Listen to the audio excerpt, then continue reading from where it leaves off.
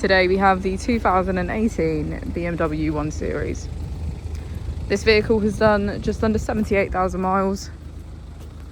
It has an automatic transmission and a diesel fuel type.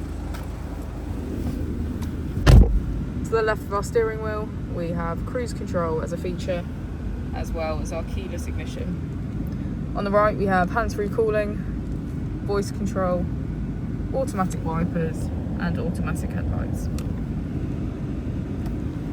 Moving on to our screen, we can access communication, media and radio, navigation, connected drive, my vehicle, and notifications.